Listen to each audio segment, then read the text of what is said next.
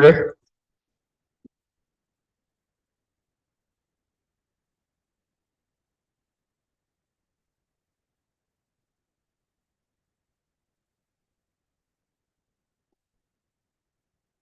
we request the Honorable Abdul Hashim to read us in the invocation?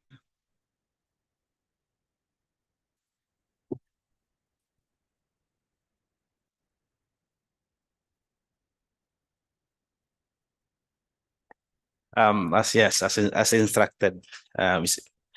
أعوذ بالله من الشيطان الرجيم بسم الله الرحمن الرحيم الحمد لله رب العالمين الرحمن الرحيم مالك يوم الدين إياك نعبد وإياك نستعين اهدنا الصراط المستقيم صراط الذين أنعمت عليهم غير المغضوب عليهم ولا الضالين ربنا آتنا في الدنيا حسنة وفي الآخرة حسنة وقنا عذاب النار والحمد لله رب العالمين. Please remain standing for the singing of the national anthem and the Bangsamoro hymn. Bayan, ang pambansang awit ng Pilipinas. Kayang magiliw, helas ng silanganan, alam ng puso, sa titik mo'y buhay. Lupang hinirang, tuyag ka ng magiting, sa mandulupin, di ka pasisingil, sa nagagang tutok sa simoy at sa langit ng pagaw, ay hinagang tulad, awit sa pagkayang minamahal, ang isang ng matawad mo'y tagumpay na nag-iindig, ang bituin at araw niya kailan pang ay di magtitingin, luman ang araw ng walhagin pagsinta, buhay langit sa piling mo, ang hindi kaya na pagkay mga amin, ang mamatay ng dahil sa'yo.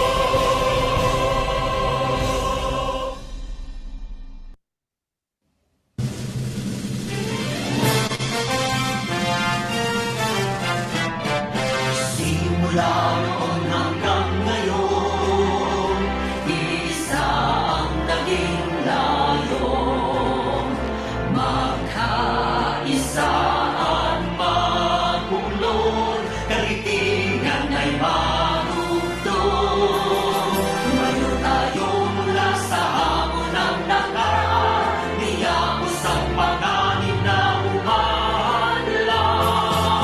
Pinangako sa puso at paniniwala, ang ginhawa para sa kabataan. Bangsamoro ay tagumpay, bunga ng pawis, sugo at buhay. Kapayapaan, katarungan, ay ating nang nakamtan. Alhamdulillah, alhamdulillah, pagpalain Bangsamoro. Bangsamoro, Bangsamoro, lagi kang mamahalin. Walang pipigil sa damdamin, mga pangako'y tutuparin. Habang buhay kami sa'yo'y magbabantay, mananatili sa puso't isipan. Ang kahapong humimlay na nagbuwis ng buhay, nasa piling na ng may kapal. Bangsamoro ay tagumpay, bunga ng pawis, sugo at buhay. Kapayapaan, katarungan, ay ating nang nakamtan. Alhamdulillah, alhamdulillah, pagpalain Bangsamoro.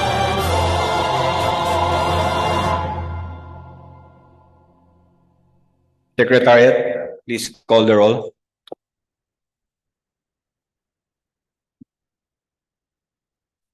Honorable members of the Parliament, Abbas Ahmad, Abbas Harun, Abbas Basit, Present. Abu Mujib, Alamia Laisa, Alauddin Musbir, Ali Ibrahim, Ali Lanang Jr., Present. Ali Idi, Ambolodto Suharto, Aminuddin Abdul Aziz, Ampatuan Baintan, Anayatin Susana, Antaw Muhammad Kili, Arnado Mirian, Asnawi Dan, Babaw Ali Muntaha, Balindong Pangalian, Basman Ana Tarhata, Kandaw Bay Maliha, Present. Dilanggalin Hasimi,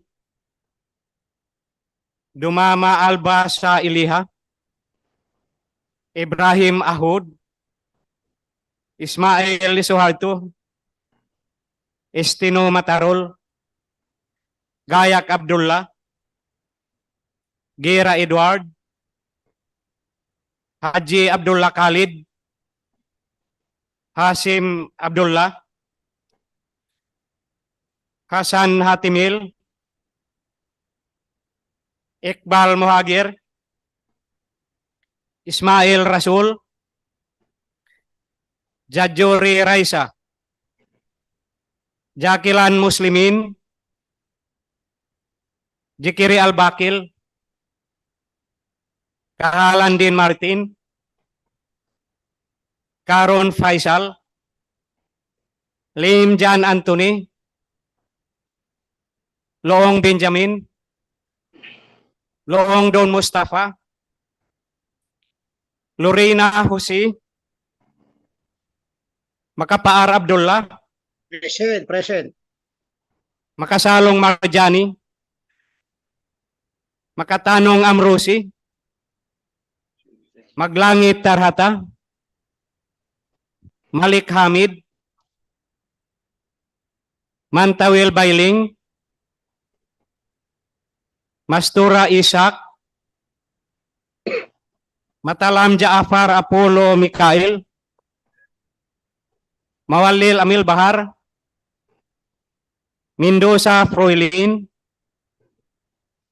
Nidtimbang Michael, Nidtimbang Tawakal, Miswari Abdul Karim, Miswari Nurrida, Mitmog Rasul Jr., Muñoz Hussain,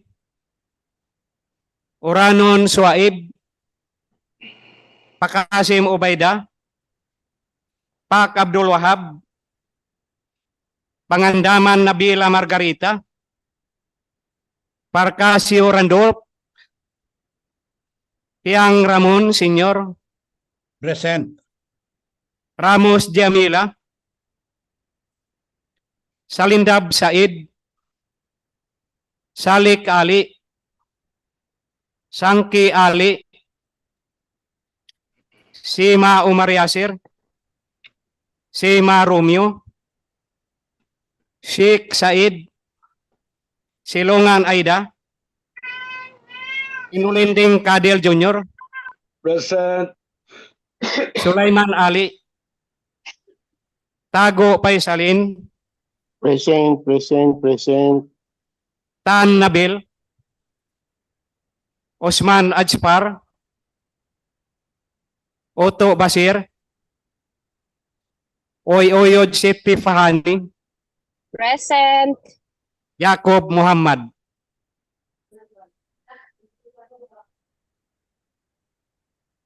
Dilanggalin Hasimi,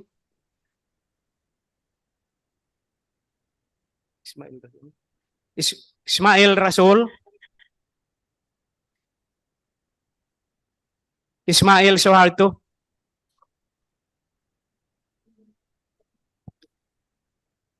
Mr. Speaker, 42 physically responded to the call, 11 members responded via Zoom with a total of 53. We therefore certify the presence of a quorum.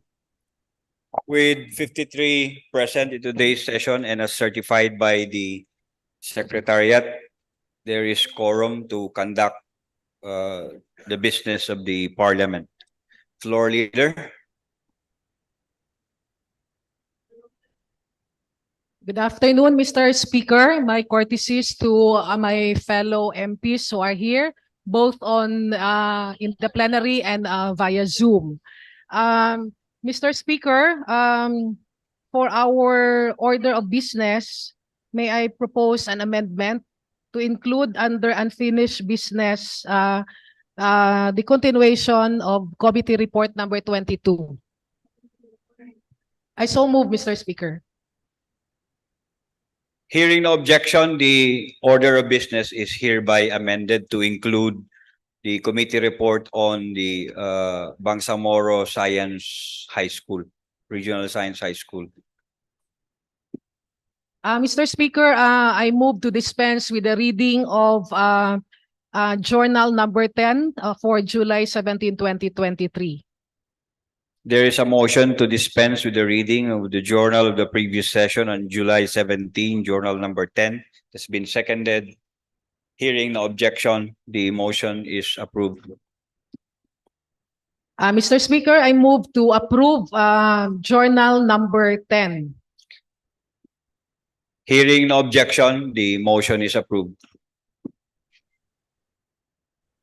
Mr. Speaker, we will now proceed to the reference of business. May I request the Secretary General to read BTA Parliament Bill number 219, 220, 221, 222, and 224 for first reading. The Secretariat is directed to read all bills on first reading, including the name of the authors and co-authors. BTA Parliament Bill number 219 entitled An Act Establishing a Region-wide Geo-Tagging System for Infrastructure Projects in the Bangsamoro Autonomous Region and appropriating funds therefore. Author, Members of Parliament, Don Mustafa Luong.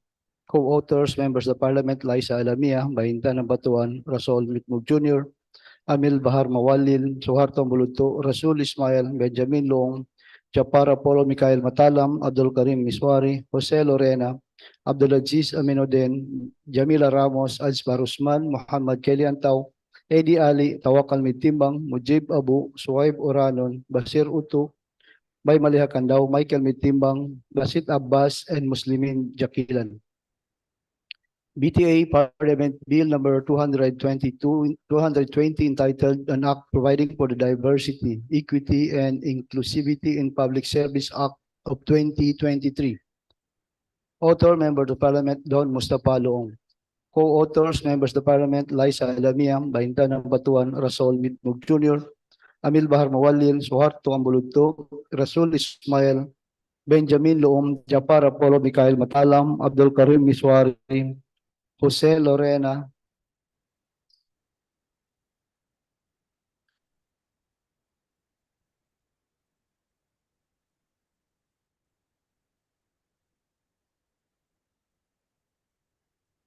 Abdulaziz Aminuddin, Jamila Ramos, Alsbar Usman, Muhammad Keliantaw, Eddie Ali, Tawakal Mitimbang, Mujib Abu, Suhaib Oranon, Basir Utu, Bay Malihakandaw, Michael Mitimbang, Basit Abbas, Muslimin Jakilan, and Susana Anayatin.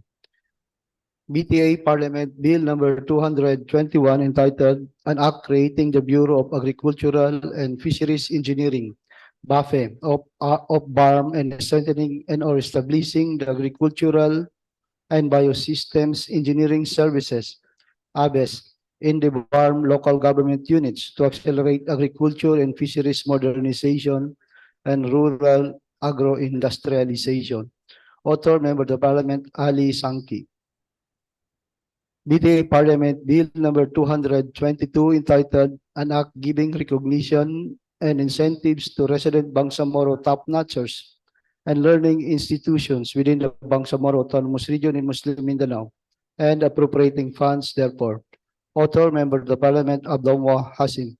Co-authors, Members of the Parliament, Michael Mintimbang, Nur Reda Miswari, Suharto Ismail, Marjani Makasalong, Hatimil Hasan, Susana Nayatin, Abdulaziz Aminuddin, Kadel Sinulini Jr., Khalid Haji Abdullah, and Mujib Abu. BTA Parliament Bill number 224 entitled An Act Protecting the Bangsamoro Government Land Ownership over Sites Actually Occupied by Public Schools within the Bangsamoro Autonomous Region, mandating the summary titling of registered and unregistered real properties used as public school sites, providing funds thereof and for other purposes. Authors, Members of the Parliament, Marjani Makasalong and Mohagger Iqbal. Co-authors, Members of the Parliament, Abdulaziz Aminuddin, Susana Nayatin, Ali Babaw, Ali Muntaha Babaw, Ali Sulaiman Basit Abbas, Don Mustafa Loong, Albakil Sikiri, then Martin Kahalan, Michael Mintimbang, Ramon Piang Sr., Randolph Parcasio, Abdul Wahab Pak, Mujib Abu, Abdullah Hasim, Amrosi Makatanong, Abdullah Makapahar, Muhammad Yaqub, Said Sheikh, and Tawakal Mintimbang.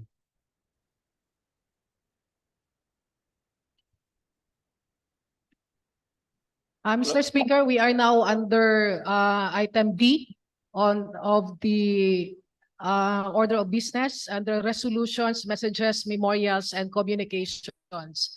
May I request the Secretary General to read proposed resolution number 189, to read the title, the authors, and the co-authors thereof. The Secretariat is directed to read the title of proposed resolution number 189, including the name of the authors and co-authors. Proposed resolution number 189 entitled Resolution Requiring the Ministry of Health to provide a progress report on the immunization of babies and children in BARM and to provide an action plan for reaching its target immunization rate. Authors, Members of the Parliament, Hashem Langgalan, Eddie Ali, Amil Bahar Mawalil, and Hamid Malik. Co-authors, Members of Parliament, Nabil Tan, Don Mustafa Long, Mujib Abu, Rasul Ismail, Abdulaziz Aminuddin, Hatimil Hasan, Jamila Ramos, Michael Mitimbang, Nabila Margarita Pangandaman, Royal Mendoza, Muhammad Kelly Antaum, Abdullah Hasim, Faisal Karun, Romeo Sema, Lanang Ali Jr., Kadel Sinulindi Jr., Jose Lorena, Japar Apollo Mikhail Matalam, Dan Asnawi, and Harun Abbas. Mr. Speaker, I move to refer this resolution to the Committee on Health. There is a motion to refer proposed resolution number 189 to the Committee on Health. Any second? Hearing no objection, the motion is approved. Mr. Speaker, may I request the Secretary General to read proposed resolution 219's title, authors, and co-authors. The Secretariat is directed to read the title of proposed resolution number 219, including the name of the authors and co-authors. Proposed resolution number 219 entitled Resolution Urging the Bangsamoro Information Office, BIO, and the Ministry of Interior and Local Government, MILG, to devise an information, education, and communication ISA campaign for the electorates of the Bangsamoro Autonomous Region on the provisions of the Bangsamoro Electoral Code. Author, Member of the Parliament, Abaytan Abatuan. Co-authors, Members of the Parliament, Amil Bahar Mawalil, Liza Alamia, Soharto Ambulugto, Don Mustafa Loong, Rasul Mitmug Jr., Rasul Ismail, Nabila Margarita Pangandaman, and Siti Fahani Uy Oyod. Mr. Speaker, in view of the unavailability of the main author, may I request that this be deferred for consideration? Deferred. Deferred. It Yes. will not be referred to a committee.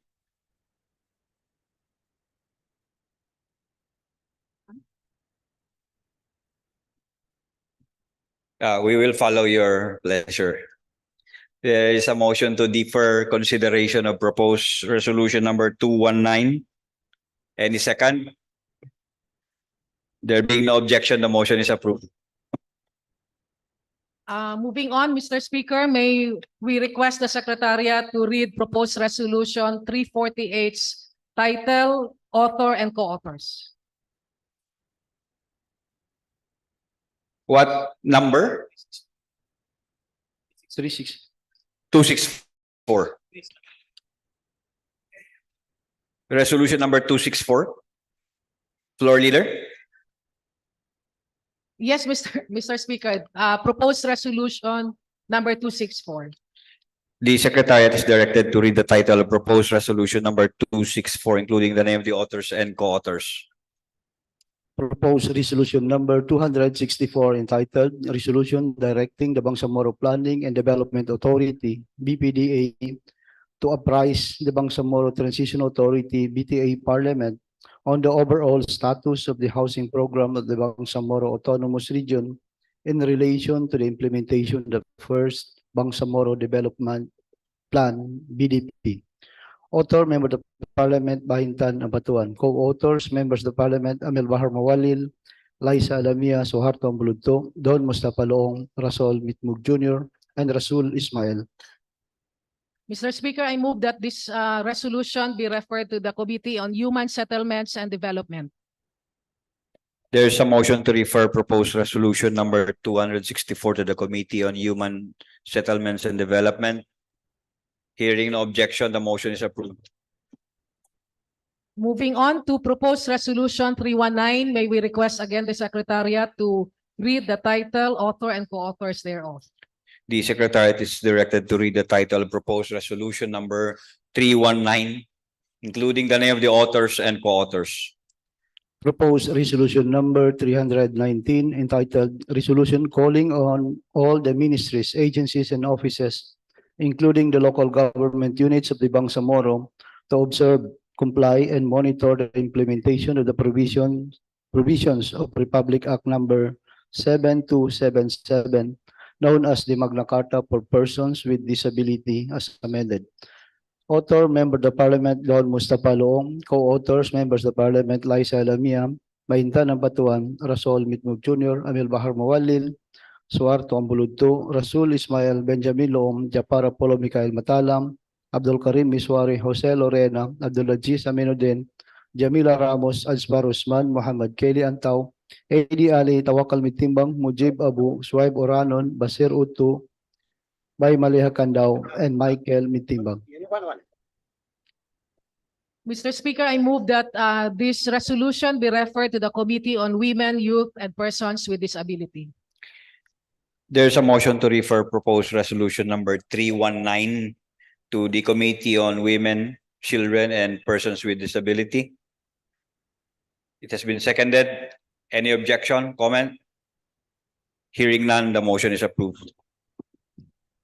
Moving on to item number 5, proposed resolution number 28, may I request the Secretariat to read the author and co-authors thereof. The title of proposed resolution number 328, including the name of the authors and co-authors. Proposed resolution number 328 entitled Resolution Calling on the Ministry of Basic, Higher, and Technical Education, MBHTE, to conduct a comprehensive assessment report on the implementation of Republic Act number 10922, otherwise known as the Economic and Financial Literacy Act of 2015 in the Bangsamoro region. Author, Member of the Parliament, Don Mustafa Loong. Co-authors, Members of the Parliament, Liza Lamia, Bahintan Abatuan, Rasol Mitmug Jr., Amil Bahar Mawalil, Suharto Ambuludto, Rasul Ismail, Benjamin Loong, Japar Apollo Mikhail Matalam, Abdul Karim Miswari, Jose Lorena, Abdulaziz Aminuddin, Jamila Ramos, Azbar Usman, Muhammad Kelly Antaw, Edi Ali, Tawakal Mitimbang, Mujib Abu, Suwaib Oranon, Basir Utu, Bay Maleha Kandao, Michael Mitimbang, Basit Abbas, Muslimin Jakilan, and Susana Anayatin. Mr. Speaker, I move that this resolution be referred to the Committee on Basic, Higher, and Technical Education. The floor leaders move for the referral of proposed resolution number 328 to the Committee on Basic, Higher, and Technical Education. It's been seconded. Hearing no objections or comments, the motion is approved. Moving on to item number 6 of the order of business, may I request the Secretariat to read proposed resolution number 342's title, author, and co-authors. The Secretariat is again directed to read the title of proposed resolution number 342, including the name of the authors and co-authors.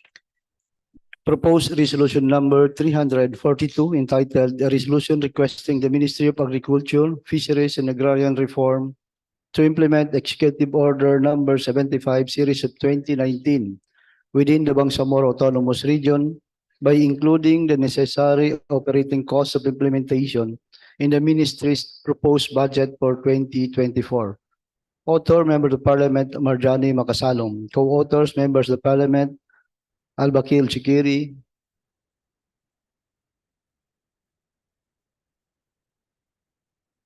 Ali Muntaha Babaw, Khalil Sinulindin Jr., Muhammad Kelly Antaw, Abdulaziz Aminuddin, Basit Abbas, Susana Nayatin, Jamila Ramos, Mujib Abu, Den Martin Kahalan, Don Mustafa Loong, Nabil Tan, Hatimil Hasan, Randolph Porcasio, Amrosi Makatanong, Tawakal Mitimbang, Dan Asnawi, Abdul Karim Miswari, Basir Uto, Abdul Hasim, Muslimin Jakilan, Muhammad Yaqub, Abdul Wahab Pak, Ramon Tiang Senior, Ali Sulaiman, Abdullah Makapagar, and Said Sheikh. Mr. Speaker, I move that this resolution be referred to the Committee on Agriculture, Fisheries, and Agrarian Reform. There's a motion to refer proposed resolution number 342 to the Committee on Agriculture, Fisheries, and Aquatic Resources, Agrarian Reform, I'm sorry.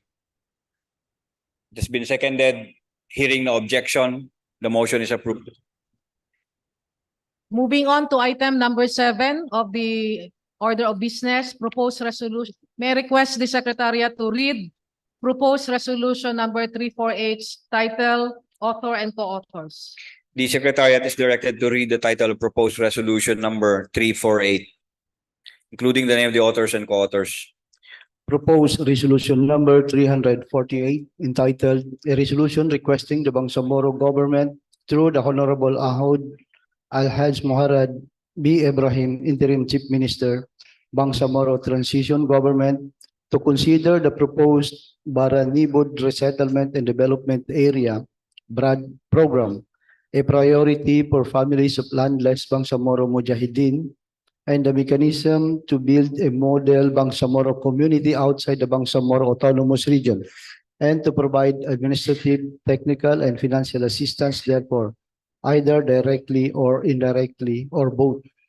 Author, Member of the Parliament Muhammad Kelly Antao. Co-authors, Members of Parliament Suhaib Oranon, Basir Uto, Tawakal Mitimbang, and Mujib Abu. Mr. Speaker, I move that this resolution be referred to the Committee on Rules and the Committee on Finance, Budget, and Management. There is a motion to refer proposed resolution number 348 to the Committee on Rules and to the Committee on Finance, Budget, and Management. How about Human Settlements and Development? No longer required? We can also include that, Mr. Speaker. Including the Committee on Human Settlements and Development. It has been seconded. The motion is approved.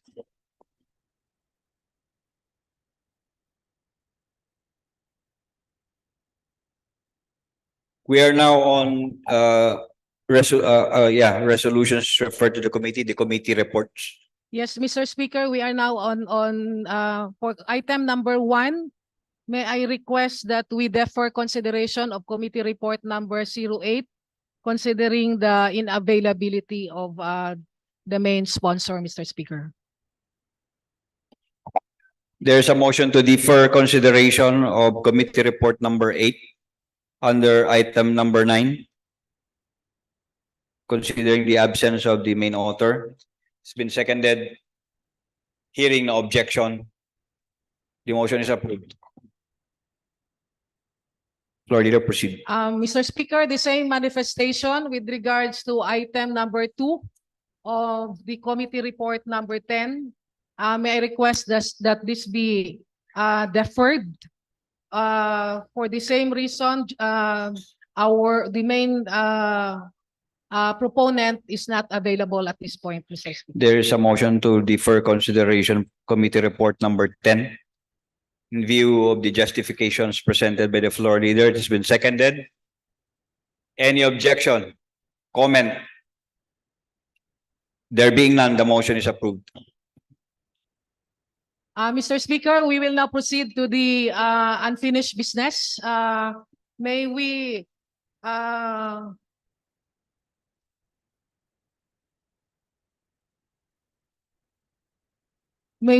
call again the committee report number 23. May we continue the Consideration. period of amendment of committee report number 23.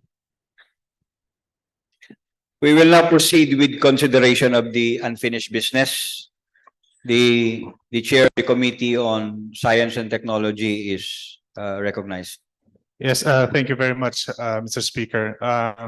Actually, as of now, we haven't received any amendment on the matter of this bill, Mr. Speaker. So may I request the Secretariat to please flash on the screen yung clean copy ng ating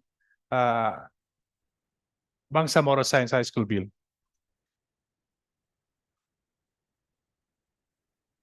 Alam mo,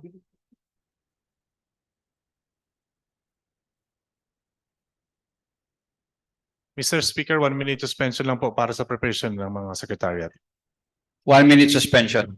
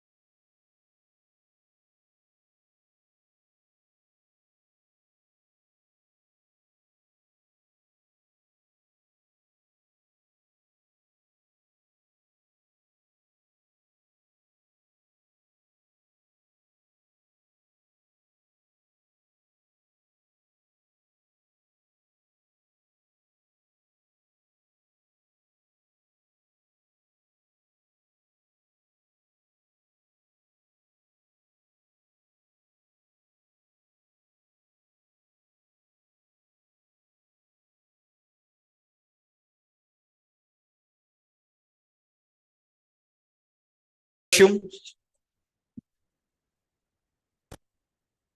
Mr. Speaker, we have already integrated all of the amendments. So can we look at the screen for the final version? And you also have copies. We also have copies distributed already. So I think everyone has already, those who have already signified their intention to amend have already submitted, and it's already included in the amended version, Mr. Speaker. Unless there are further amendments, I would like to request the floor leader now to move for the termination of the period of amendment. There being no further amendment, Mr. Speaker, I move to terminate the period of amendment. There is now a motion to terminate the period of amendment. And it has been seconded. Hearing no objection or violent reaction, the motion is approved. What is now your pleasure, floor leader? Mr. Speaker, I move to approve on second reading proposed bill number 37 by Viva Voce. There is now a motion to approve proposed BTA Parliament bill number, what Parliament bill is that? Number 37 Number 37. by Viva Voce voting. It has been seconded. The motion is approved. We will proceed with Viva Voce voting. Those who are in favor of BTA bill number 37, say aye. Aye. Aye. Aye. Aye. Aye. Those who are against, say nay. The ayes have it. BTA Parliament Bill number 37 is approved on second reading. Floor leader, what is the next in the order of business? Mr. Speaker, we will now move to the other matters. Yes, are there any other matters? Mr. Speaker, we would like to acknowledge Deputy Speaker Liza Alamia. Yes, what is the pleasure of the floor leader, of the deputy speaker? Assalamualaikum warahmatullahi wabarakatuh. Thank you very much, Mr. Speaker and Madam Floor Leader. Mr. Speaker, I arise on a personal and collective privilege with respect to what was discussed yesterday on the Hajj operations for this year, 2023. Is that your personal experience? This is based on my personal experience, Mr. Speaker. Can it not wait until tomorrow for the privilege hour? I believe I have to discuss this today, Mr. Speaker, for purposes of future action that may be done by the BTA, and also to connect to the discussion that we had yesterday on Hajj 2023. Is there any pending legislation attached to that privilege speech of yours? None, Mr. Speaker. So you may now proceed. You have the floor. Thank you, Mr. Speaker. Assalamualaikum warahmatullahi wabarakatuh. My speech is entitled Shared Faith, Shared Responsibility, Helping Make the Hajj Experience Better as members of the Bangsamoro Parliament. Every Muslim looks forward to the pilgrimage that is the Hajj, one of the 5 pillars of Islam. These pillars are fundamental to the practice of Islam, and as such, every faithful hopes to take part in the annual pilgrimage to Mecca, inshallah. The pilgrimage may come with hardship and sacrifice, and it is important for the state to provide relevant support and services to our brothers and sisters who have made the decision to take part in the Hajj. Their faith, our faith, and dedication to its practice must be met with due diligence by the state.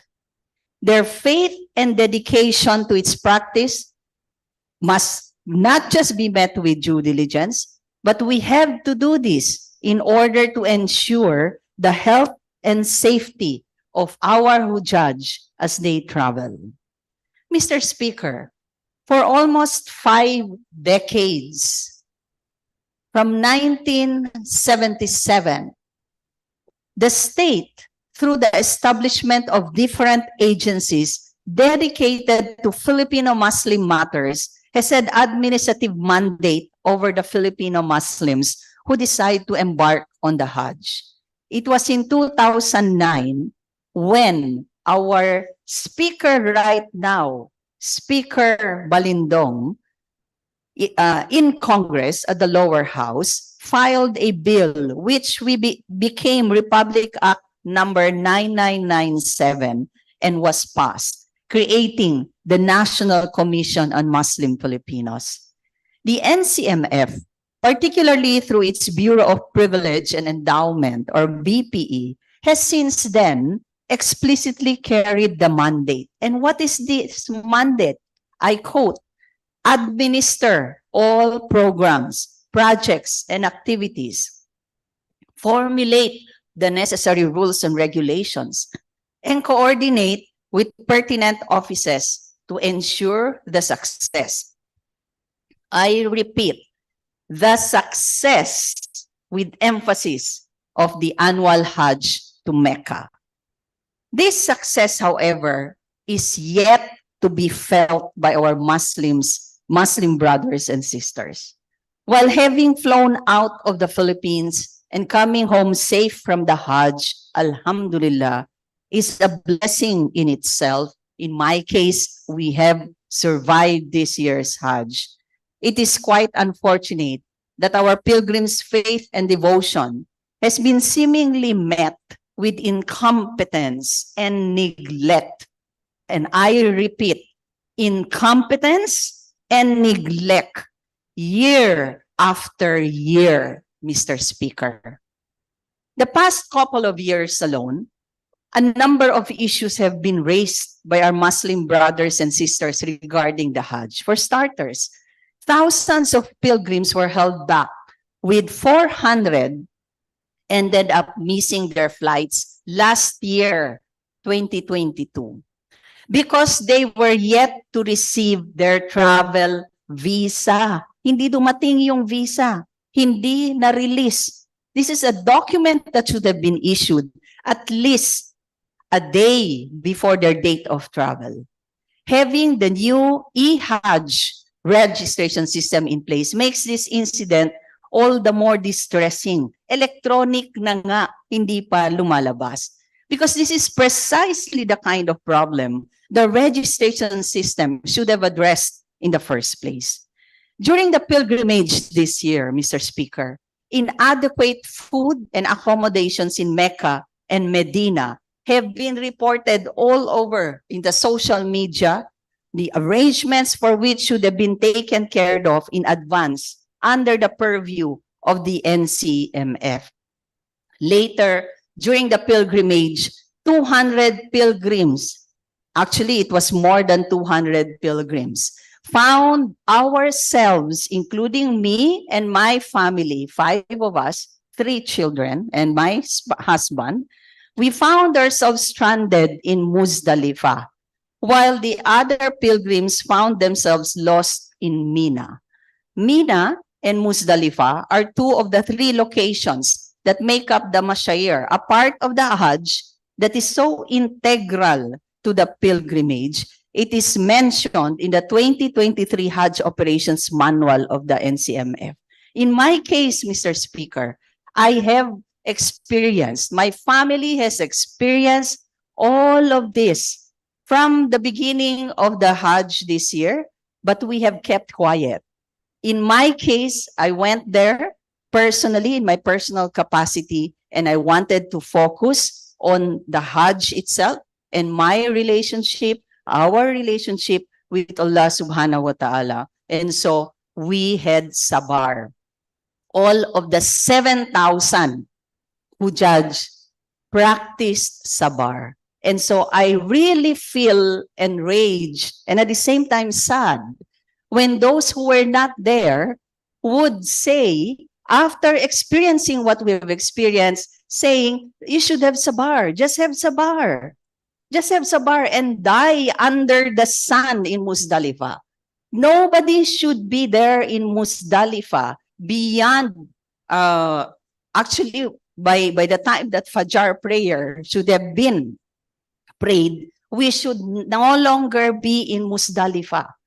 So from 2 a.m., Mr. Speaker, our group, which was the biggest group at around 180 to 200 Hujaj from the travel agency that we had, started lining up from 2 a.m., from 2 in the morning, hoping to be able to board the bus and go to Mina and pray the Fajr prayer in Mina, and then proceed to Jamarat for the first stoning.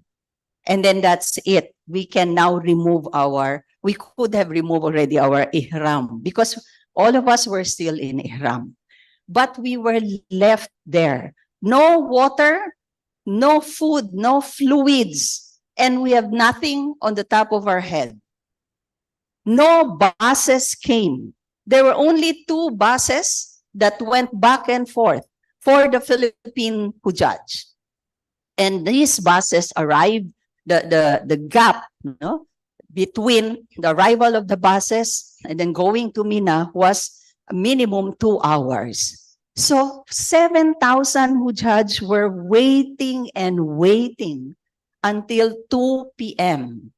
It was only at around 11 a.m. when finally other government agencies of the Philippines, the DFA, including the Department of National Defense, OPAPRU even, the Department of Migrant Workers, they were there. They were the first to arrive and provide water to the Hujaj.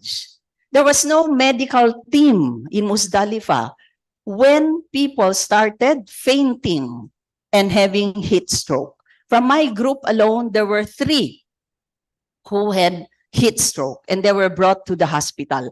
There was no ambulance. We had to call the Saudi authorities and the embassy to send an ambulance to bring those patients to the hospital. We felt that we were just left alone in Muzdalifah. And I think that's the worst. It's the worst Hajj in all of the history of the Philippines because never has there been any Hujaj left at Muzdalifah during the day in the past 20 or so years. This was the first time that the Hujaj were left at Muzdalifah with nothing on their heads, and it was very hot at 46 degrees Celsius, at a Hajj fee in the amount of 350,000 pesos. The biggest in the history of Hajj under the NCMF in the Philippines. 350,000 pesos, and people were left to die in Muzdalifah. Mr. Speaker, these incidents count among those that have been reported to state authorities. These are all documented. There are some pictures that I've shown there. Those are from my phone. There are also other pictures and videos, even live feeds coming from the Hujaj on every issue that was faced by the Hujaj. So many have remained unreported, except for those posts on social media or anecdotes shared with family and friends. Many of us here in the Parliament today have had years of experience in civil society and human rights work. And we know that if there is one thing that discourages reporting to state authorities, it is the lack of action on previous reports and the absence of changes that may very well prevent the same incidents from happening again. Hindi kasi nagre-report. Kasi yung mga nag-report, wala namang action. Every year ganito. On paper, these incidents should not even be happening in the first place. Those who may find themselves reading the NCMF's Manual of Operations for this year's Hajj will also find themselves impressed by the level of preparation and coordination that the Hajj requires, and may even find themselves grateful to read how the state has seemingly laid out a network of support for pilgrims, one that is ready to respond to any concern at any given point of the Hajj. I was expecting that because I had my first Hajj in 2014, that this would be better. This, however, unfortunately, has never been the case for our pilgrims. The issues that pilgrims have had to face this year and the dismal response to similar reports from years before are beyond unacceptable, Mr. Speaker. Ensuring that no pilgrim is left behind, which means ensuring that every pilgrim has a travel visa prior to their flight, is at the very least the bare minimum for the NCMF, given its very specific mandate over the Hajj.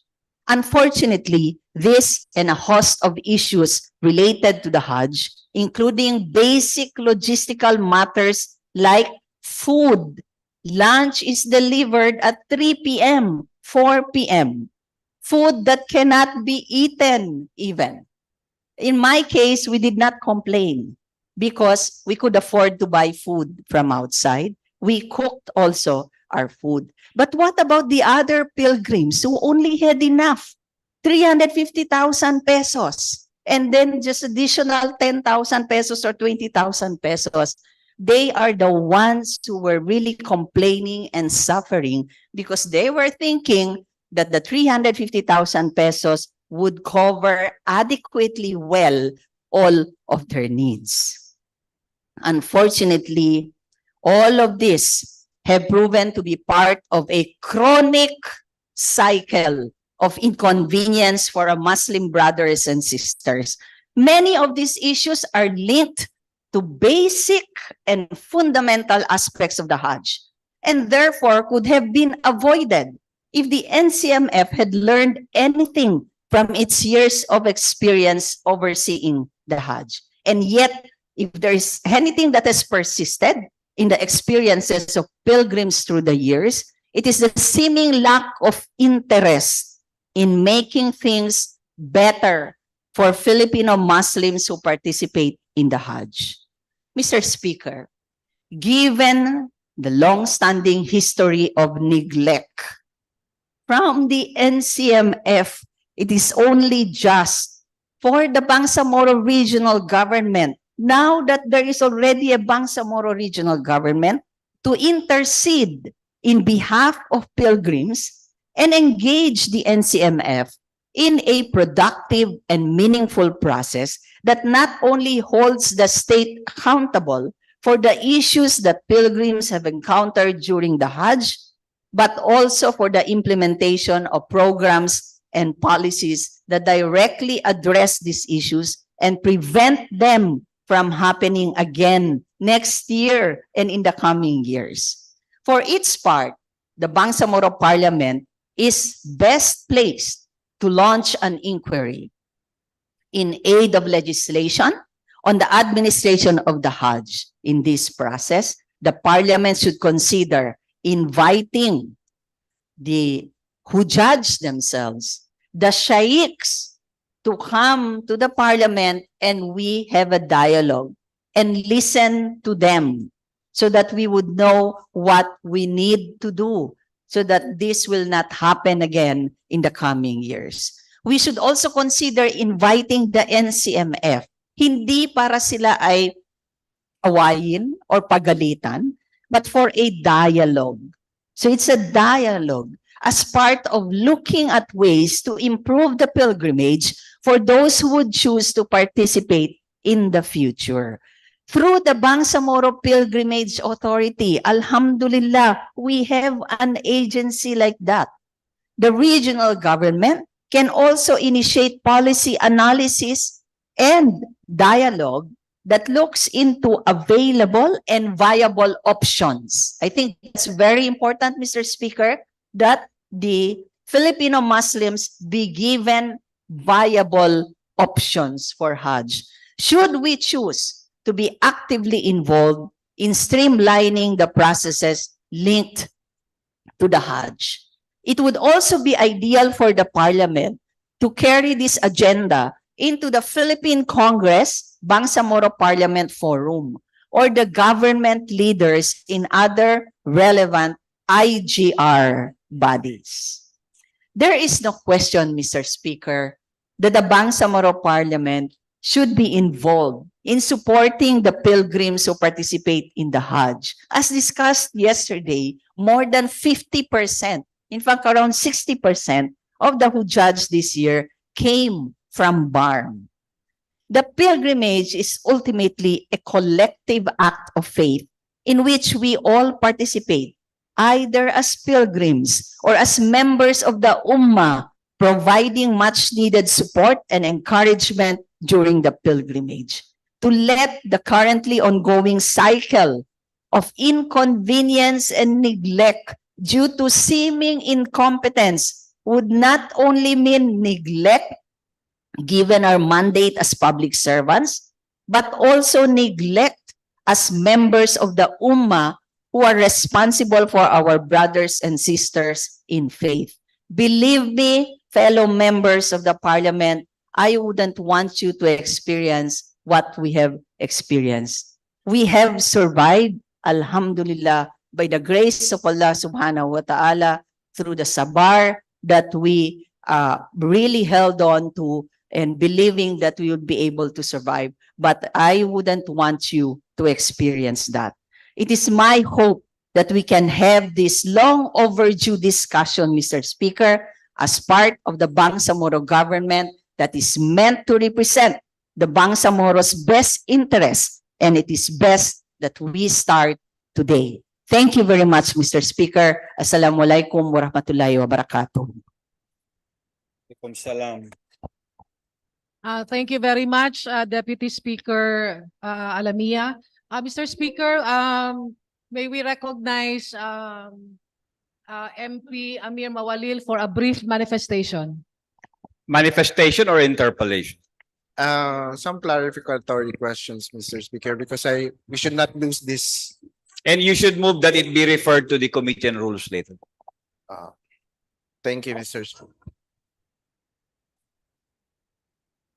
1 minute recess.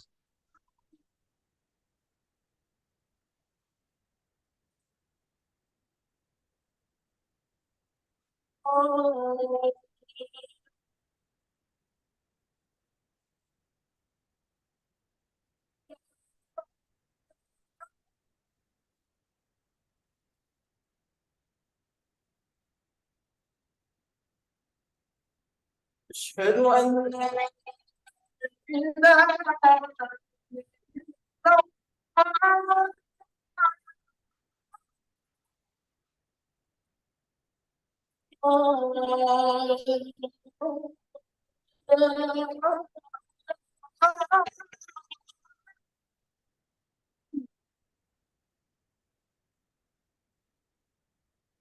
أشهد أن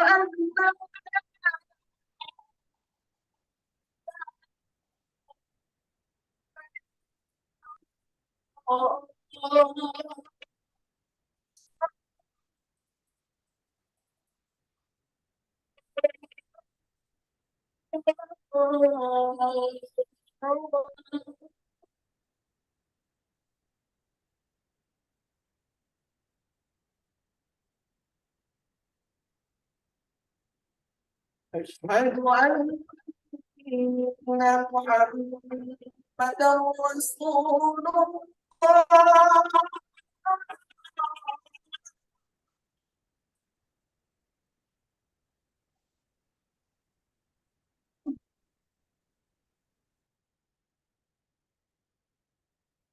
أشهد أن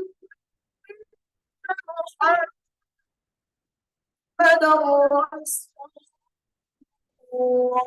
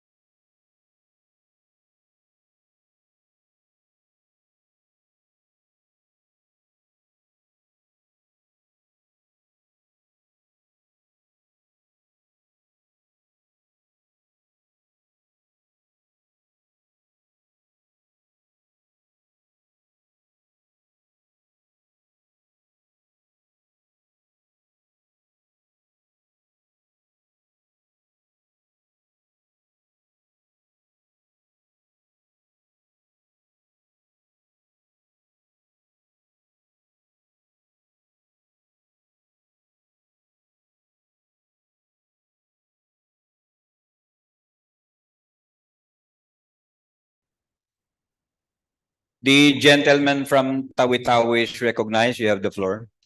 Thank you very much, Mr. Speaker. Assalamualaikum warahmatullahi ta'ala wabarakatuh. Hajj Mubarak to our colleague, Deputy Speaker Liza Alamia. Full disclaimer, my father was also part of those who took their pilgrimage this year. So I have lots of stories about their experience in Saudi Arabia. But fundamentally I have around 2 to 3 questions just to make this quick. This is not your first time, Mr. Speaker, to undergo Hajj.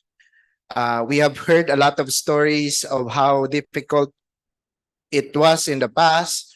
But, Mr. Speaker, what do you think made it worse this time around?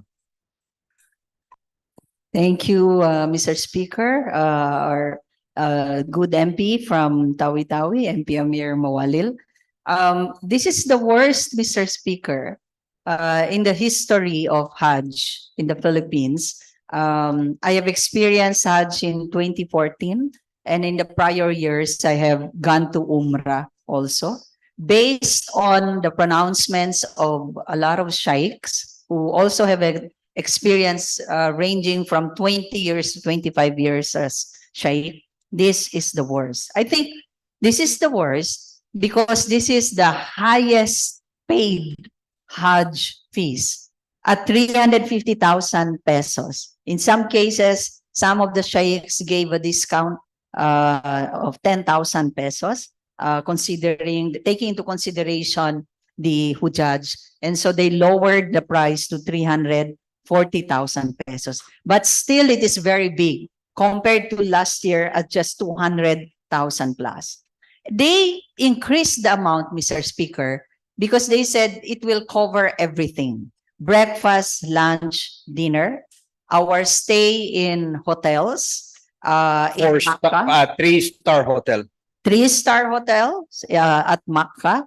And it's in an area that's around a minimum 600 meters away from the compound of the Masjid Al-Haram. For the others, they were a bit far, but still it is walking distance. Unless you're very old, you would have difficulty walking every day there. So there is no bus, you would have to walk, but that's fine. So food is covered, and then including the tent in Mina. Now take note, Mr. Speaker, this is the worst because we did not have any air condition at our tents in Mina. And that is why there was a vice governor, the vice governor of Sulu, there were other Hujaj who went live and complained about it. It was 46 degrees Celsius at Mina outside. So it was hotter inside the tent. As I mentioned to the good secretary at that time of OPAPRU, Secretary Charlie Galvez, when we were asking for help from him and his connections, we also talked to the even the secretary of the PCOO, the spokesperson of our president, President Bongbong Marcos, was able to coordinate with the other agencies to rescue the Hujaj. I told them that yes, we're now at Mina in the tent, but it's like coming from the deep blue sea or the desert, very hot, straight into the frying pan or oven, because we were slowly cooked inside the tent that has more than 200 persons in one tent. And the bed, the size of the bed, the foam that was used for those who had beds. There were issues where there were no beds at all in some of the tents. Okay, so for the bed was very small. My head was touching the head of the next Hujaj. My feet were touching the feet of the next Hujaj. And when I will turn to my left or to my right, I will be kissing already the next person. There was no place where we can pass through or where we can put our bags. And so people had to step on us, on our beds, in order to pass through inside the tent that had no aircon. Now, the food has already been explained. The also the issue on vaccines, we discussed this yesterday. It was also very, very difficult. The mechanism that was utilized was really problematic, and it became more problematic for those coming from Basilan, Sulu, Tawi-Tawi. So just imagine all of these things that you have to go through. But alhamdulillah, people were saying, okay, from all the hardships that you have experienced, the blessings that would come, and then you had sabar, you had patience. You know, that's a blessing for all of us, alhamdulillah. But that does not excuse the NCMF, which represents the state, the government of the Philippines, that has the mandate to make sure that those things will not happen again. The Musdalifah situation was the first in the history of Hajj, and it was the worst. Never has anyone been left during the day at Musdalifah, Mr. Speaker. Thank you for that narration. Forgive me for asking you to recount these horrible moments during your journey in Saudi Arabia. But I will proceed to my next question because I think in the last few days we have passed a number of resolution concerning this subject matter. But I feel that we also have to face the elephant in the room, as what you've used in during the BTA one. Top of your head, what are the steps that this parliament can do immediately to avoid future happenings from occurring? Because of course, following the passage of the 11054, the Organic Act, which created this parliament and the whole Bangsamoro government, there are also arguments that issues about encroachment to the mandate of NCMF, but that has been rebutted because this region houses more than half or majority of the Muslim population. Therefore, most of the Hujaj came from this region, so it is within our jurisdiction. But talking about what concrete steps that we can do in order to support the management of the Hajj, of the pilgrimage, and aside, of course, aside from oversight functions, what do you think programs that can be taken by the Bangsamoro government in especially that we are about to enter the budget deliberation for next year?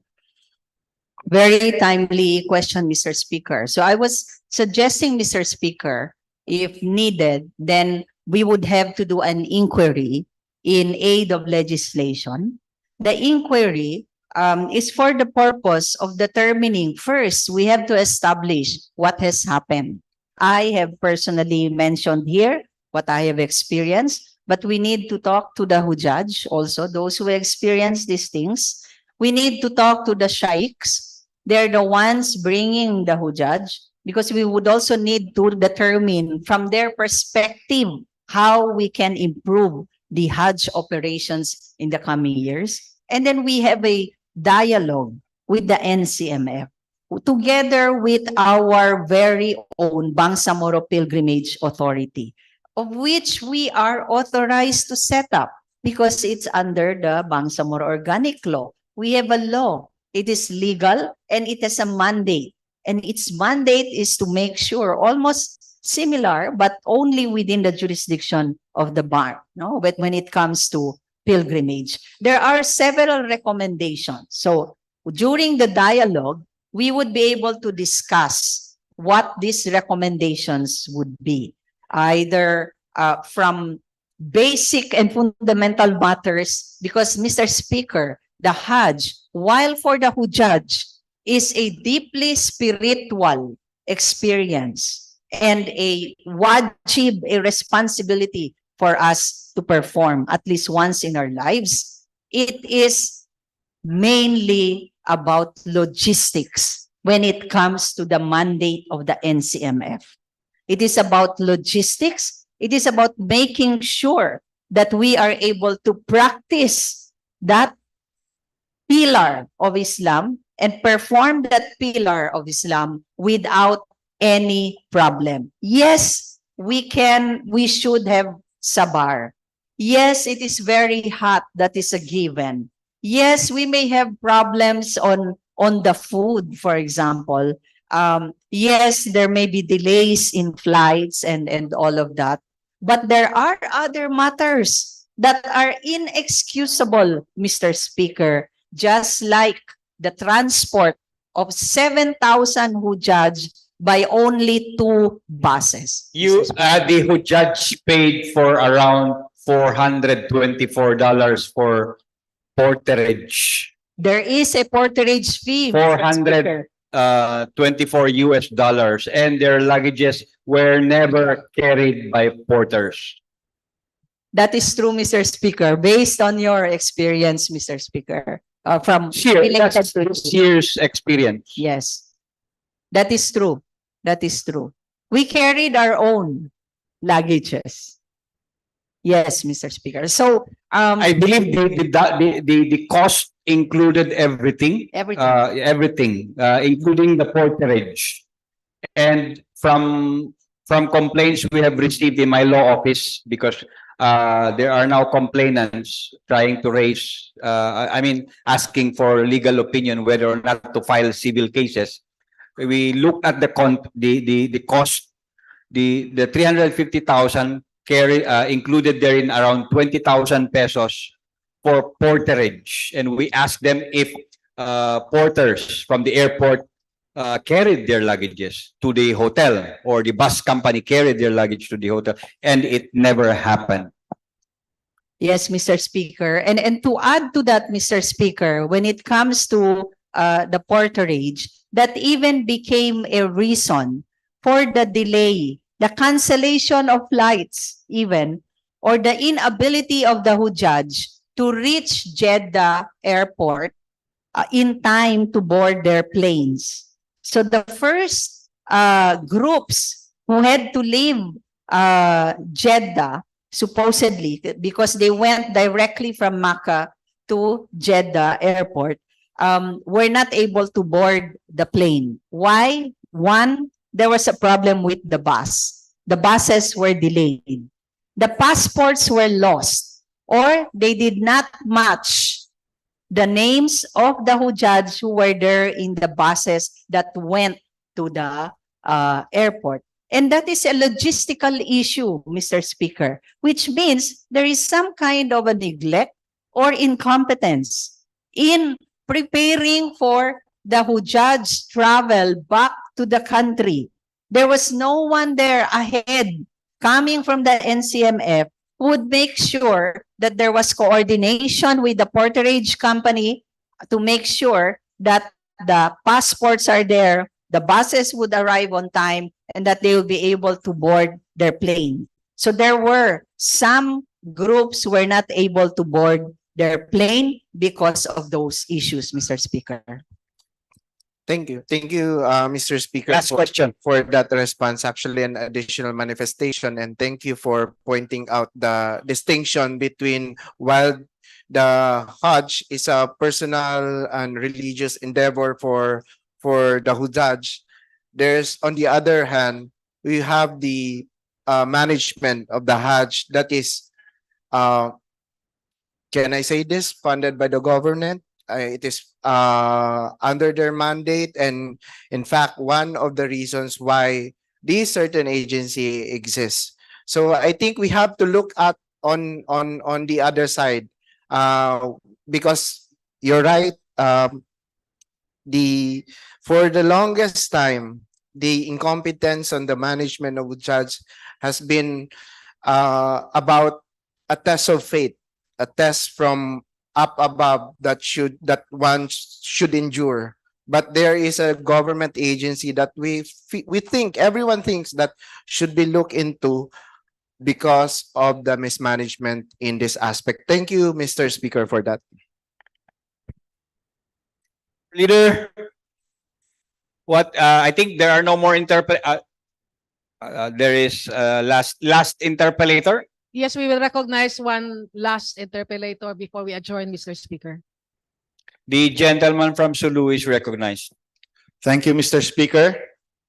First, I'd like to express my thanks to the Deputy Speaker, Liza Alamia, for raising this issue.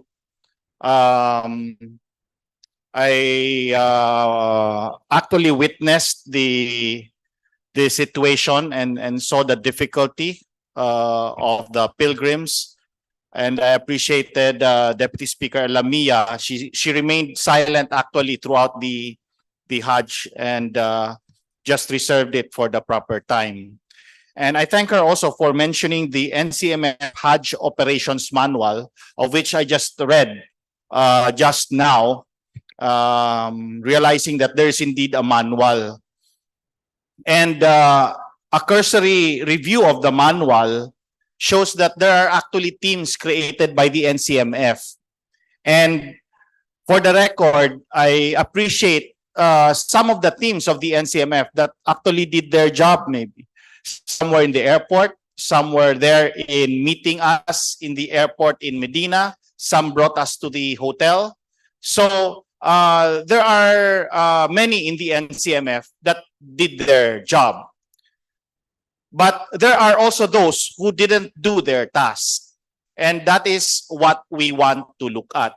In the operations manual, it says here that there's a Muzdalifa team composed of a team leader and 10 members who shall be formed with the following duties, including facilitating the loading of pilgrims back to Mina.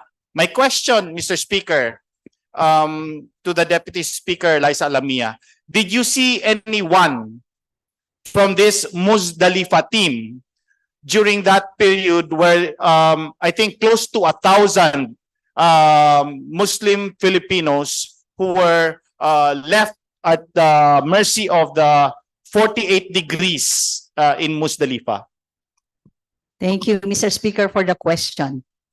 First-hand experience and as an eyewitness, I saw only one in NCMF official or employee, but I know that there is another one, okay, who was also there based on what was told to me by another who judged, just two.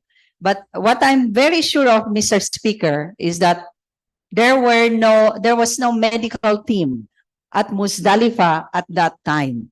But there were 300 plus entourage of the NCMF. What happened to them?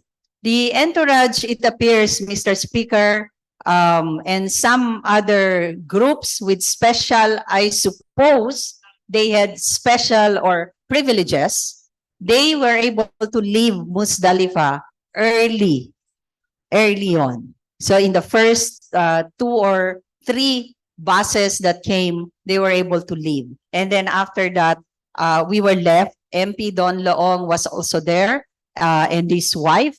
As I said, there was no medical team because I learned later that the medical team left early before, I think it was around 2 a.m. or 4 a.m., they were no longer at Muzdalifa. So those patients that I mentioned, those who fainted or had a heat stroke, they were responded to by Hujaj doctors and nurses, Mr. Speaker. One of them, in fact, was the wife of MP Don Loong, Dr. Tina Loong, who was one of the doctors who took care of the Hujaj who fainted. In our group, we had 3 who fainted and had a heat stroke because the BP was at 170 over 110.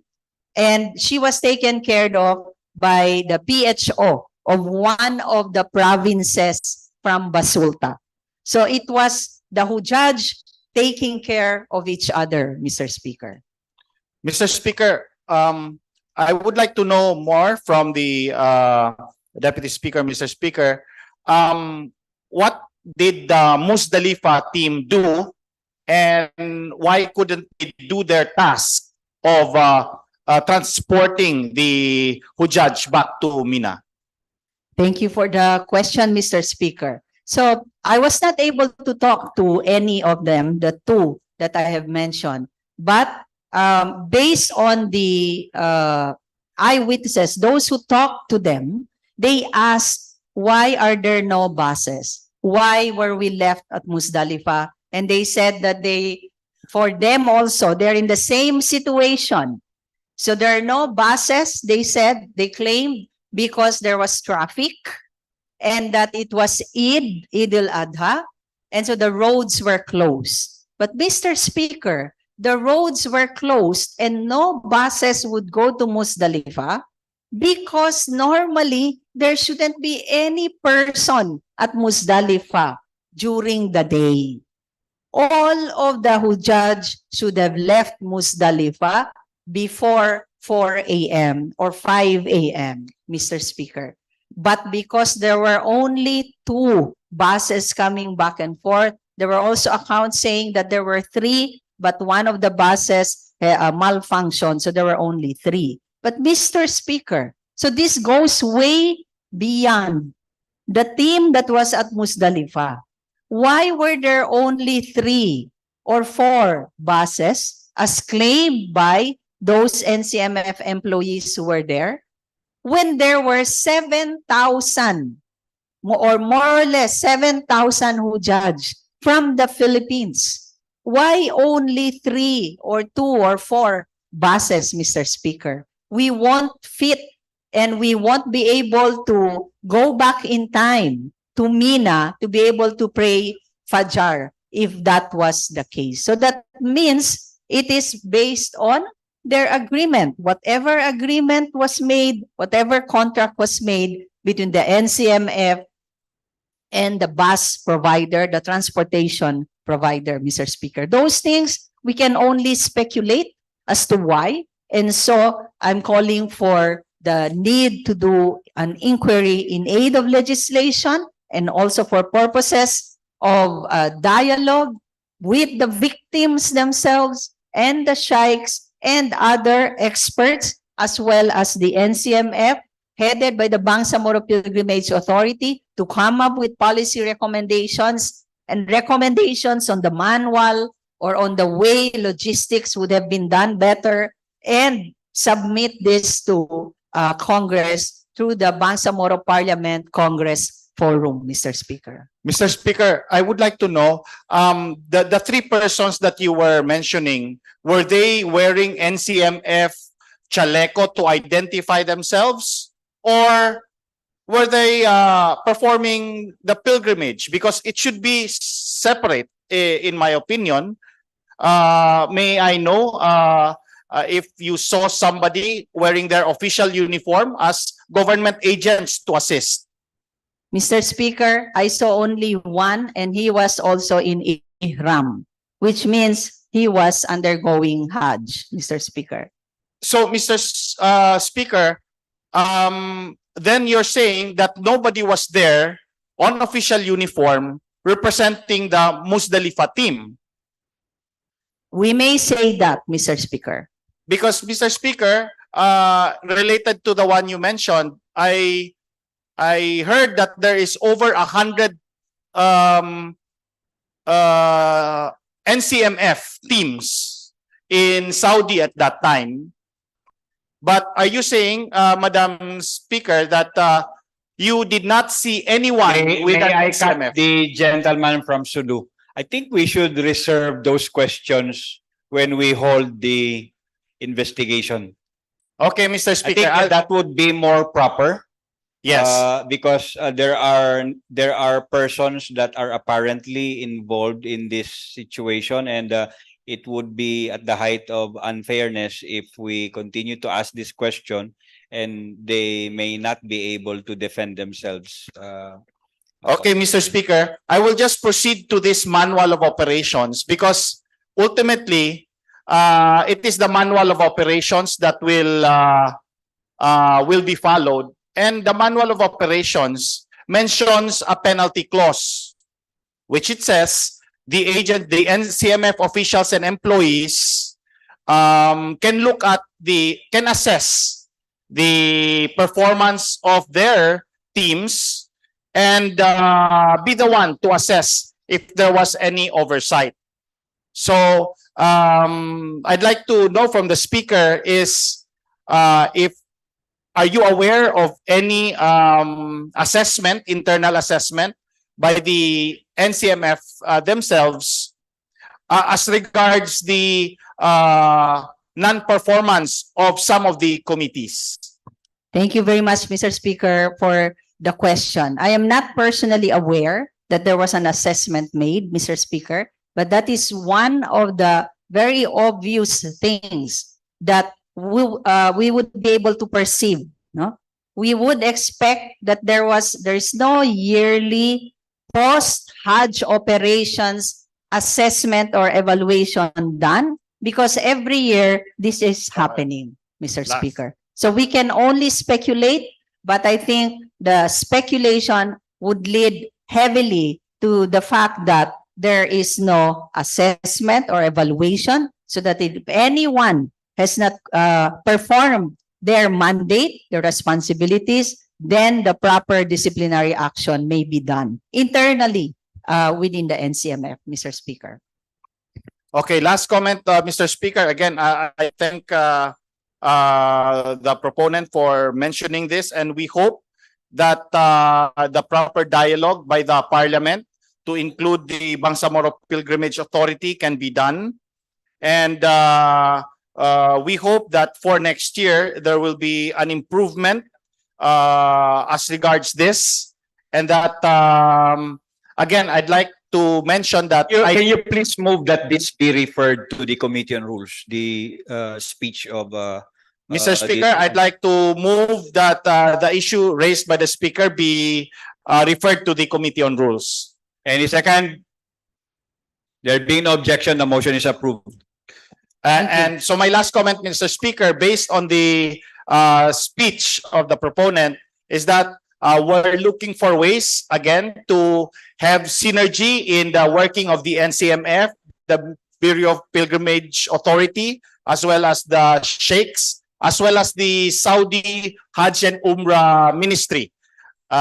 We acknowledge that there are some who did not do their tasks in the NCMF, but of course we acknowledge that there are also those who worked hard to make it successful. So we are not blaming everyone here. We are just identifying what worked, what didn't work, and what can be done better for the future Hujjaj that will go on Hajj in Saudi Arabia. Thank you, Mr. Speaker and Madam Proponent. Mr. Speaker, we have one final interpellator, very persistent. So please, may we recognize MP Amrosi Makatanong for a brief question. Isa lang. You have the floor. Itong last year Hajj, ito yung pinaka-expensive na Hajj. Ang tanong ko sa speaker is, yung despite the katakot-takot na experiences, yun din ang kwento ng mga kamag-anak namin. In fact, my first cousin nearly died. Na-heat stroke siya sa Musdalifah.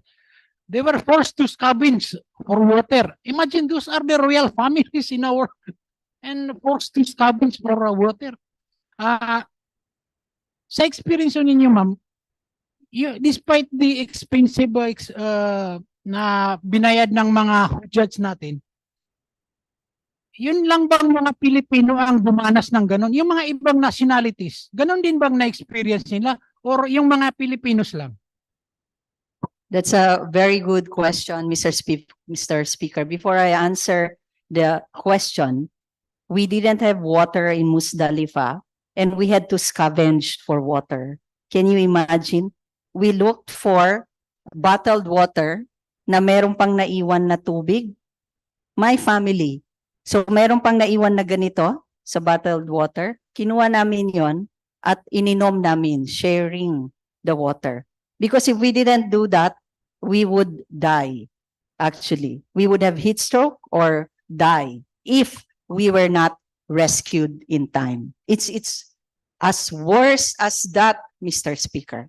So to answer your question, did the same thing happen to all the other Hujjaj from other countries? There were approximately almost 2.5 million Hujjaj for 2023, Mr. Speaker. This is the biggest so far in the history of Hajj in Saudi Arabia. Out of the 2.5 million, I would say that there were more or less more than 6,000, almost 7,000 Filipino Hujjaj who experienced that. All of the things that we have discussed. There were some coming from southern Thailand, the Patani, who also experienced, but they were only a few. And in fact, they had buses. It was just a matter of delay in the arrival of their bus. The Filipino Hujjaj, we didn't have any bus anymore. It was the police, the Saudi police, who forced the buses belonging to Malaysia, Indonesia, and other countries to stop so that the Filipino Hujjaj can board the buses, Mr. Speaker. There were no more bus for the Filipinos. And so we were brought to Mina, but not to our tents. We just went down in some street in Mina and had to walk and look for our tent at Mina. That was the same experience for all of us who were stranded at Musdalifah. So there were some would say they were Indonesians, but I think they were either Cambodians or Southern Thailanders who were Muslims, but there were only a few, and they had buses, and they had water, they had fruits, Mr. Speaker. Any other question? Despite the expenses, saan ba napunta yung pera? That's I think that is a question that can be answered in a proper forum. yes, Mr. Speaker. Thank you, Mr. Speaker. Mr. Speaker, there being no other matters in the order of business, I move to adjourn the session until tomorrow, July 27 at 1:30 in the afternoon. Session is adjourned until 1:30 tomorrow afternoon.